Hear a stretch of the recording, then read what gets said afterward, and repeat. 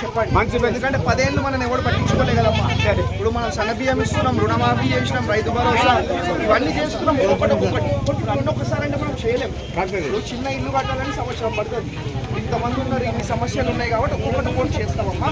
మీ ఆశీర్వాదం ఎప్పటికీ మేము ఓపిక ఇట్లనే ఉంటే అన్ని చేస్తాం.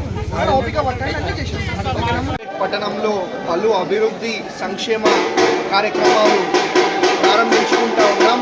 మరి అదే కాదు, గత 10 ఏళ్లలో మరి గత పాలకులు, గత ప్రభుత్వం ఒక్క ఇల్లు కూడా ఇయ్యని పరిస్థితి. అదే మన ప్రభుత్వం, మన ఇంద్రమ్మ రాజ్యం, ప్రజల ప్రభుత్వం వచ్చిన వెంటనే మరి ఇంద్రమ్మ ఇల్లు కూడా మనం ఇవ్వడం జరుగుతుంది. ఉట్టి ఇంద్రమ్మ ఇల్లులే కాదు, బ్రహ్మాండంగా అభివృద్ధి సేవా సంక్షేమ కార్యక్రమాలు చేసుకుంటూ ముందుకు పోతూ ఉన్నాం.